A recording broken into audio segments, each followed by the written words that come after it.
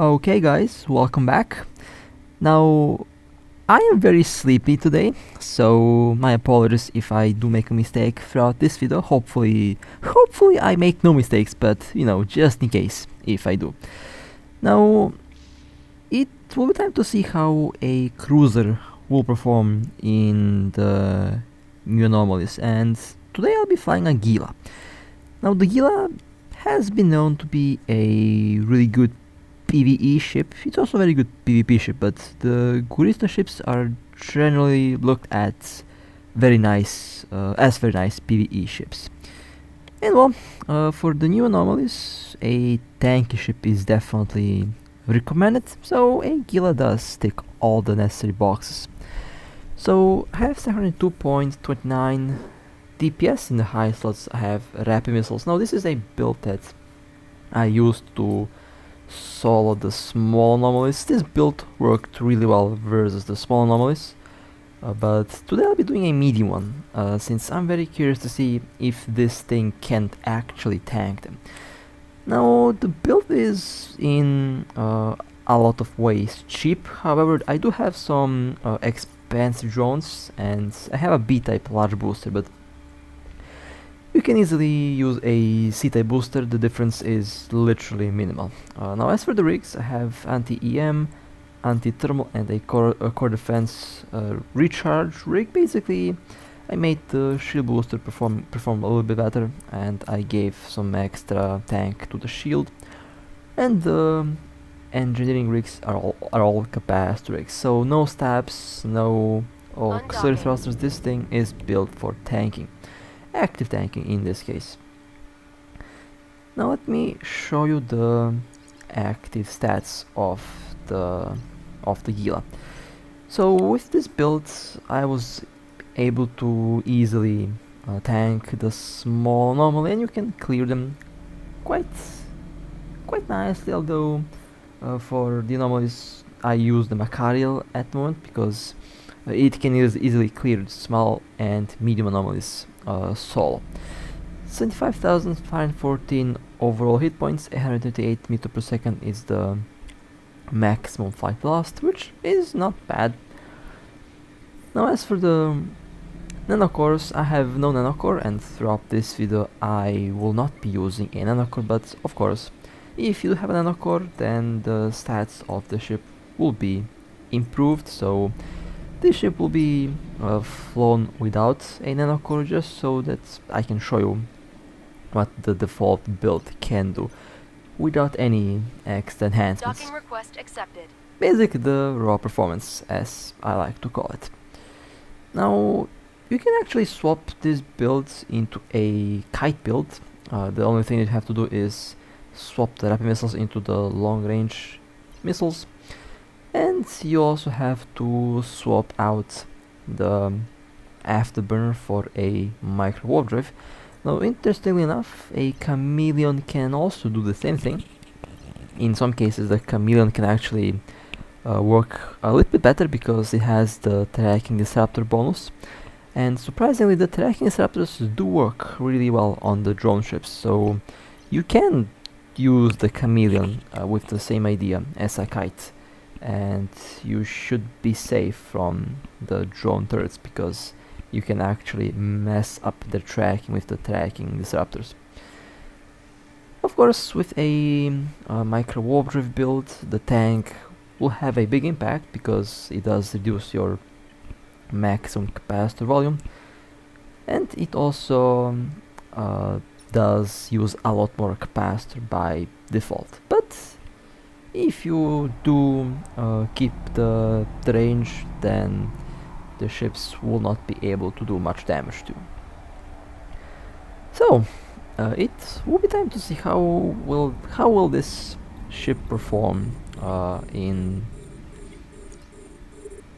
the new anomalies. Now I stumble upon some friendlies here. One friendly Hurricane Logistic and a Dominic's. This is a medium anomaly, which means that there might be a lot of big battleships spawning. My orbit will be about 40 kilometers. Basically I will take I'll take it slowly. We'll try to tank them one by one, just to make sure that the tank of this thing can hold. Now the drones are using a weapon that is between cannons and decomposers. Basically, not between, but like a fusion between cannons and decomposers, which is very interesting. They do thermal and kinetic or explosive. So that's basically the resistance value that you have to keep an eye out for. So in theory, a shield tank should be really good. Now I have to be also very careful, since I have no idea where the next wave will spawn. Would be funny if the next wave just spawns on top of me. That would be kind of funny, to be honest. I kind of messed up with my bombarding plant. Clicked while the drones were out, so yeah, that was kind of unfortunate, but no big deal. No, the medium anomalies are not really designed for. Well, you can run them with a long-range cruiser, but a battle cruiser would, in most cases, be I would say, better option. However, the cruisers are running the small anomalies quite efficiently.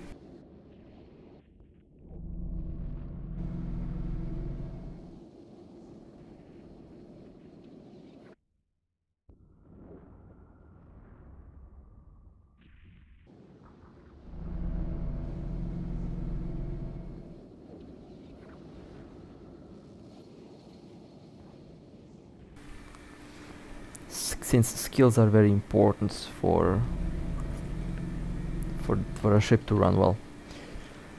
Now, so far it seems like we are doing well. I'm actually doing some good damage on the battleship. Of course, not nearly as much damage as my Macaria was doing, but for a cruiser, that's really good. Now I'm trying to see if I think I'm safe. I should be safe. I don't know. Offense hammerheads. They have 49-kilometer range, and the offense drones are really strong by default.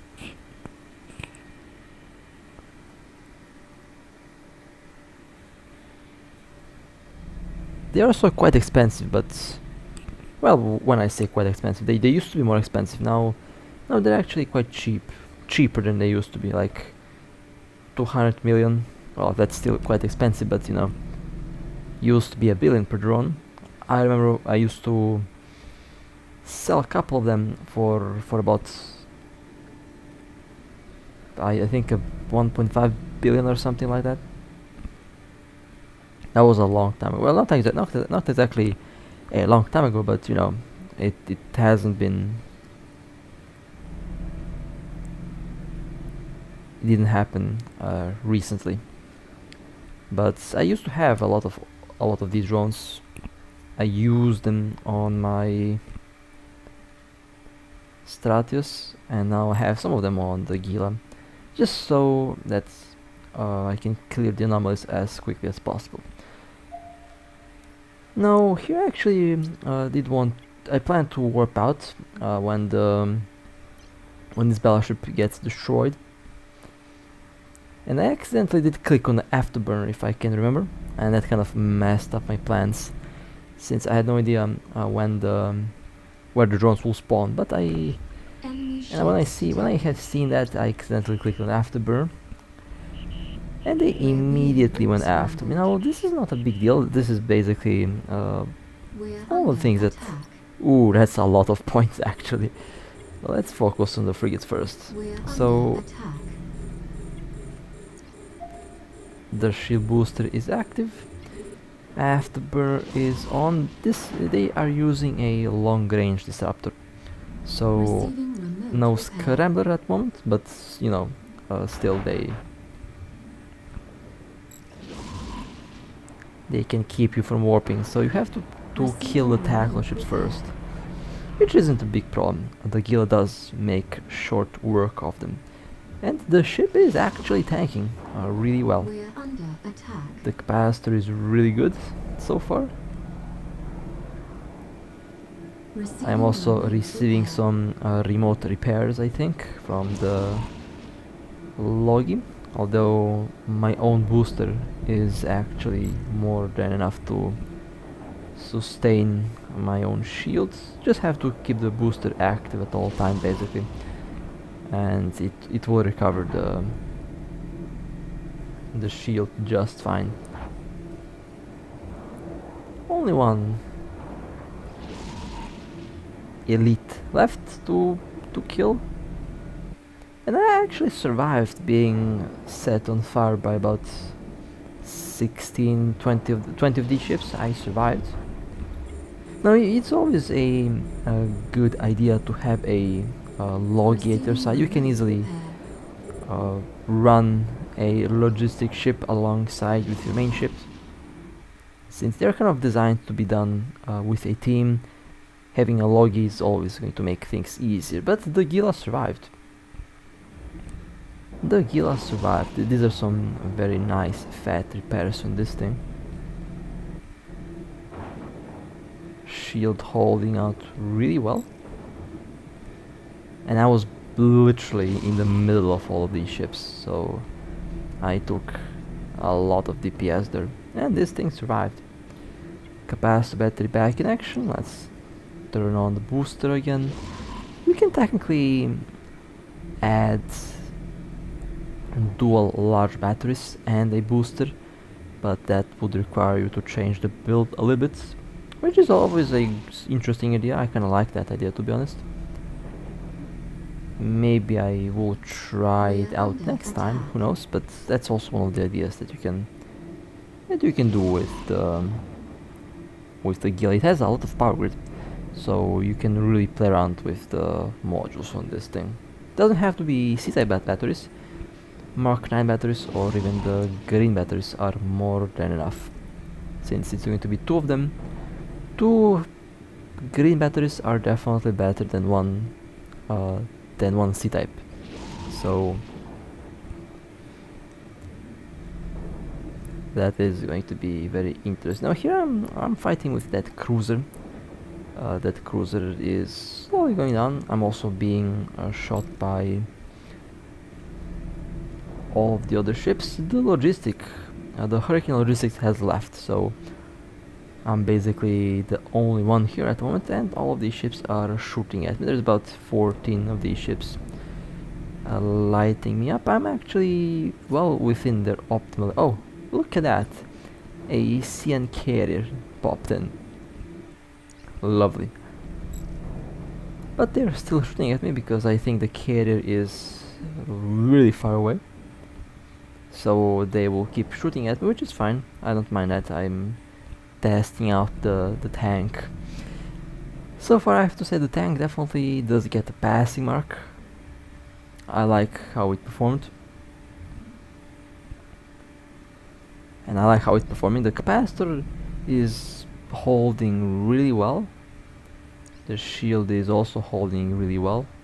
The shield booster is recovering shields very quick. You can actually, you know, I've been thinking, I mean, I could have easily went with integrations on this ship, and I could have easily made the Gila much tankier with integrations. If you have a integrated Gila, then running a small anomaly will definitely be a breeze. You will literally not feel their DPS, since you will be able to tank that easily. So this is one of the moments where a integrated build would definitely do a lot better than a normal build. So if you do have a integrated Gila, then the small anomalies would definitely be the way to go. You will be able to solve them without a problem. Doesn't have to be expensive integrations. The cheap integrations will also get the job done really well. But if you do have a very expensive integrated Gila or a Chameleon, you have to remember that the Chameleon has a 25% bonus on 25% bonus to shield resistance on all damage types. Meanwhile, the Gila has 20 because the Chameleon gets plus 5% per skill level. The Gila gets 4% per skill level. So the Chameleon can definitely do these anomalies in many ways easier because of how tanky it is. So definitely, if you have one of these ships, then they can run the small one quite nicely. If you can tank a medium one just fine, you can tank a small one even better. So don't really have to worry about the anomalies. Basically, orbit with an afterburner, a active tank, and you should be good.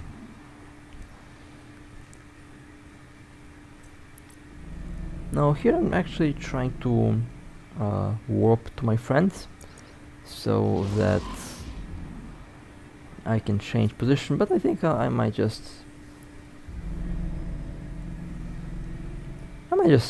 stay here, since that's currently one of the plans. Now that carrier over there might actually die. Now I did see a bunch of carriers die warping in the medium anomaly in high sec, although didn't record it, but didn't manage to loot the wreck because someone else was already faster than me. But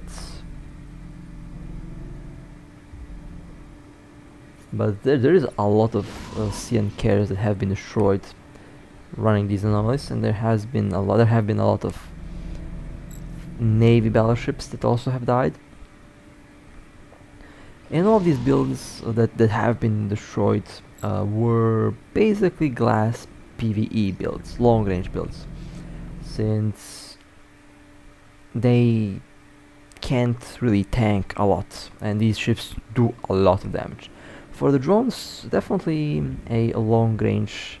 If you go with a no tank build, basically a glass build, then long range is definitely the way to go.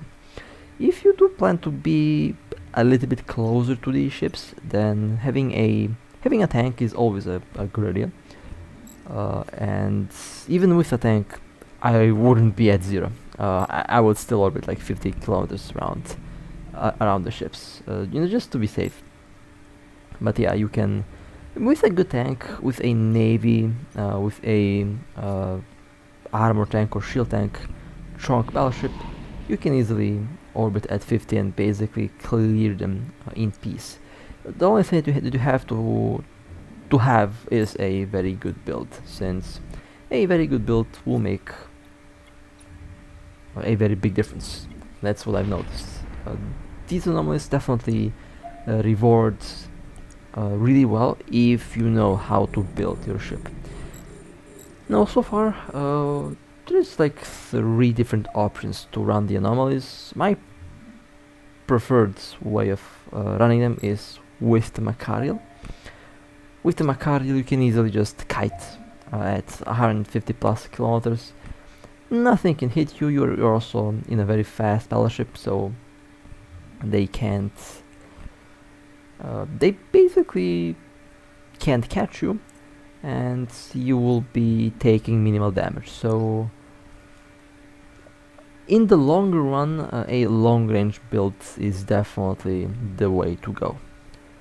It just feels the safest, smoothest, and less stressful way of clearing these anomalies. Doesn't have to be, you don't have to be a carrier pilot to do these anomalies. A battleship, a battlecruiser can run them quite easily. The only thing that you have to have is a good, either a good tank, or in my case, what I prefer, a very nice long range. Now we are going to be clearing this anomaly from start to finish. I'm just looking up the racks here, although it is quite a competitive thing to do at once. Looting the racks is quite competitive because There is a lot of loot thieves around that will fly an interceptor, try to steal your loot, so yeah. Warp drive active. Always try to have someone ready to loot the wrecks for you, since you don't want anyone else to steal the loot. Basically a corp mate, an alt, or a friend that can help you loot while you clear the enemies. Now I warped to my friends in the hopes that this frigate gets killed, and maybe they will get killed. I don't know. Hopefully they do have a scrambler and scramble them so that they're out. So that oh, never mind. They warped towards us. Well then, fair enough. Let me approach, and so we are going to clear the. We are going to clear this. I think this is the last wave. No, I will attempt to clear a large one with a carrier very soon. It just really needs to spawn. When it does spawn, then I will definitely clear it. After all, I still have to clear a large one, and hopefully one does. Hopefully one does spawn very soon. We're under attack. Hopefully do get some rare items. I mean, I did have one good drop, but unfortunately that got stolen because I didn't manage to loot on time. I opened the wreck, but someone warped in and basically took the wreck right in front of my nose, which is fine. Should have brought my ult, but I didn't, so that one is definitely on me.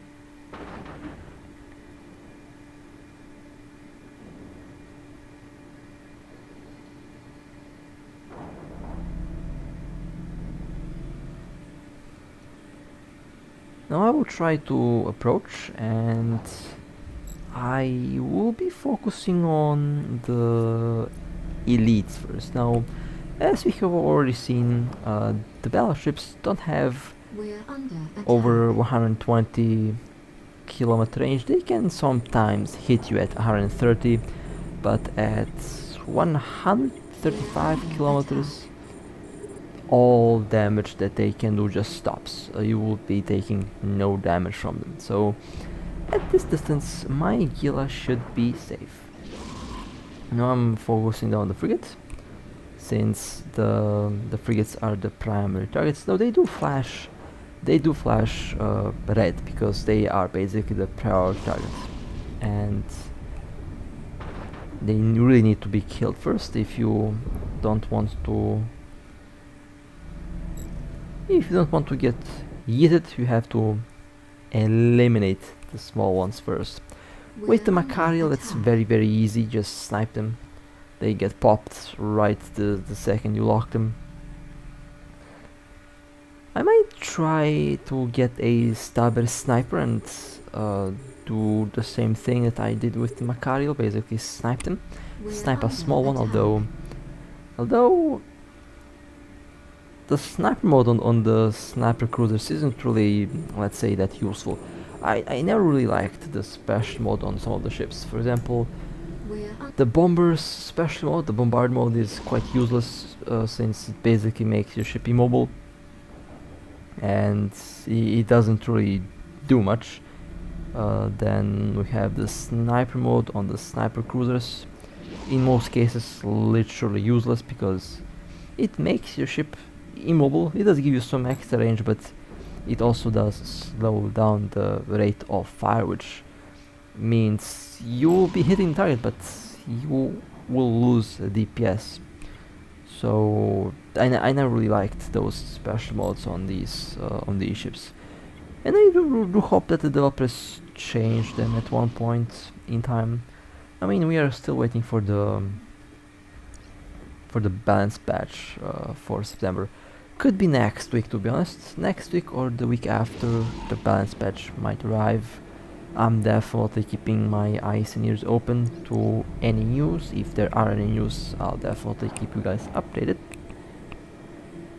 Since I'm personally very excited about the balance patch, since there should be some very interesting things happening there. Hopefully some good nerfs. That's what I am mostly excited about. Some very good nerfs on the DPS. But we will see what will happen. There is still time. We still haven't received that 10 million Lazarus points after the balance patch. There is still no details on the balance patch because I assume that they don't want anyone to leak that. Although recently the price on the status went up again. Now the status is like literally 5 billion on the market. So if someone is manipulating the market, then something that is related to Thief will be released very soon.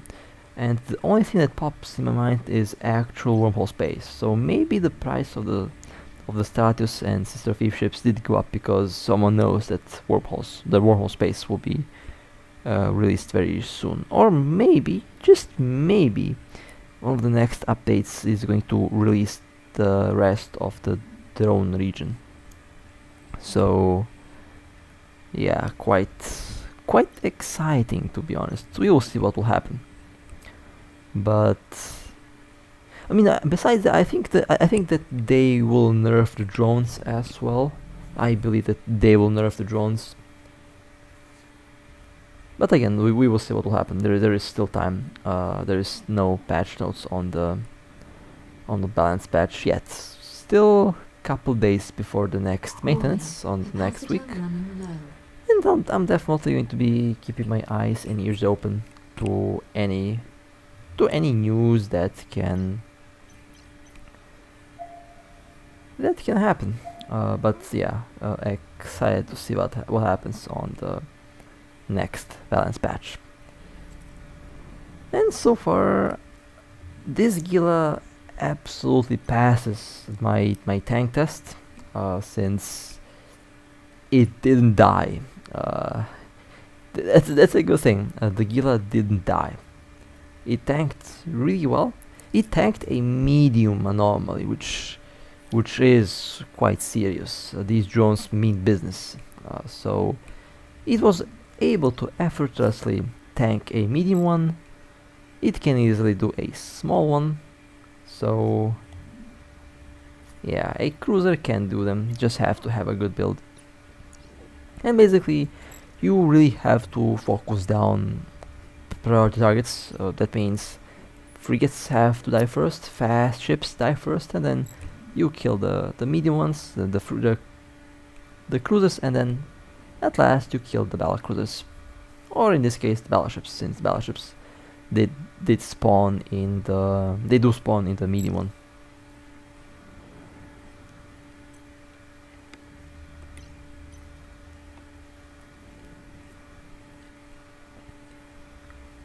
Honestly, very happy with this little event. Definitely better than some of the previous events that we had. Good old flashback to the Halloween event. Although this is Halloween event, but a little bit different, so kind of is, but at the same time isn't the Halloween event. We will see what they will do for October. Maybe they do add the Halloween event. Maybe they add a similar event to this one, where you can run into anomalies in space. I think that would be pretty awesome. So I think they are definitely starting to actually release some decent events that are playable, you know, that you can undock and basically do. Would I say that the drones are a little bit too strong? Definitely, yeah. They do feel strong, but it is not impossible. I cleared the small one solo. I cleared a bunch of medium solo with the Macariel. So it is definitely doable. You can do them quite easily. And even the Gila here survived a medium one. It was able to tank all of these drones. even after the Logi left or got killed, I don't know what happened to the logistic. I have no idea what happened to the logistic cruiser. Perhaps they got to the Hurricane logistic. Perhaps they got killed. I have no idea.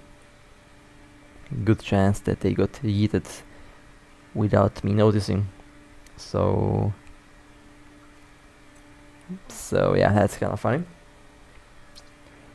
And well, we have cleared the anomaly.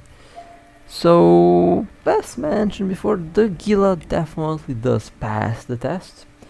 But if you do plan to use a cruiser for these anomalies, try to clear only small ones, because the small ones are very easily done with this ship.